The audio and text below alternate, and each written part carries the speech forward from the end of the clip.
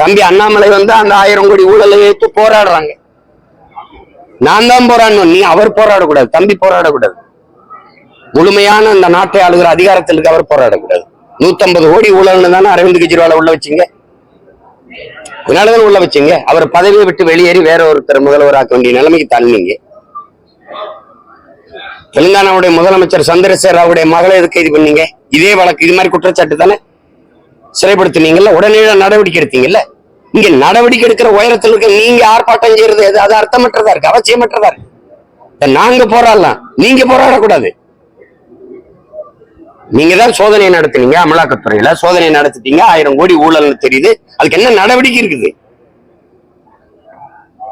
அத பத்தி பேச மாட்டேங்கிறீங்க. இந்த கழிவறையில 450 கோடி ஊழல், கழிவறை கழுவுறேன்ட்டு அதை பத்தி பேசவே இல்லை. திடீர்னு மொழி மேல பற்று வரும், மும்மொழி கொள்கையை எதிர்க்கிறம்பாங்க, தொகுதி சீரமைப்புல தொகுதி குறைஞ்சிருப்பாங்க. இதுதான் இப்ப தொகுதி குறையுதா, சீரமைக்காது போறாங்களா? அதெல்லாம் ஒண்ணும் இல்லையே. சாதி வாரி கணக்கெடுப்பு எடுங்கன்னா அது இல்லாது, மத்திய அரசு தான் எடுக்கணும். இப்ப மாநில உரிமையை எதுக்காக பேசுனீங்க? பீகார் எடுக்க முடியும், தெலுங்கானா எடுக்க முடியும், நீங்க எடுக்க முடியாது. அதான் எங்க ஐயா அன்புமணி கேட்கிறாரு நாடாளுமன்றத்துல, நீங்க சாதி வாரி கணக்கெடுப்பு எடுக்க மத்திய அரசுக்கு ஏதாவது பரிந்துரை வச்சிருக்குதா தமிழ்நாடு அரசுனா? அப்படிலாம் ஒன்னும் ஒரு கடிதம் வரலையேங்கிற. அப்ப சும்மா அப்படி ஒப்புக்கு பசப்புக்கு பேசி பேசி எங்களை காலங்காலமா ஏமாத்திட்டு திரியுங்க. நீங்க மாநில உரிமையை பேசின மகாராஷ்டிராக்கள் நீங்க தானே. மாநில உரிமைக்காக நின்ற ஒரே கட்சி ஆட்சி எந்த மாநில உரிமை? இடஒதுக்கீடு கொடுத்தேன்னு பேசித்தானே ஓட்டு வாங்கினீங்க. அருந்ததிய மக்களுக்கு 3 விழுக்காடு கொடுத்தாங்கிறீங்க, இஸ்லாமிய மக்களுக்கு 3.5 விழுக்காடு கொடுத்தாங்கிறீங்க, வன்னிய மக்களுக்கு 10.5 விழுக்காடு கொடுக்கறோங்கிறீங்க. கொடுத்தது மாநில ஆட்சி கட்சி ஆட்சிகள் தான். அப்ப கொடுக்கறதுக்கு இருக்கிற அதிகாரம் சாதி வாரி கணக்கு எடுக்கிறதுக்கு இல்லையா? இருக்கா இல்லையா? அப்போ சாதி வாரி இடஒதுக்கீட கொடுக்க அதிகாரம் இருக்கு. அது அது இவ்வளவு, இந்த குடிகள் இவ்வளவு எண்ணிக்கையில் இருக்காங்கன்னு கணக்கு எடுக்கிற அதிகாரம் இல்லையா? அந்த அதிகாரத்தை இவ்வளவு காலம் பெறாம என்ன பண்ணீங்க? இத்தனை காலம் இந்திய ஒன்றிய ஆட்சி அவையில இருந்தீங்களே, உங்க தயவுல பல ஆட்சிகள் நடந்ததே. அப்ப இந்த உரிமையை பெற முடியல. பீகார்லாம் அப்படி மத்திய அரசை சாட்டி விட்டுட்டு தான் உட்கார்ந்து இருந்துச்சா? இல்ல தெலுங்கானா நீங்க கூட்டணி வச்சிருக்க காங்கிரஸ் கட்சி எடுக்குது, உடனே எடுக்குது.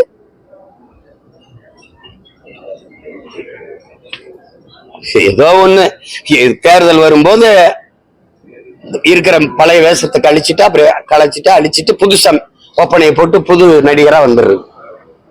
என்னது?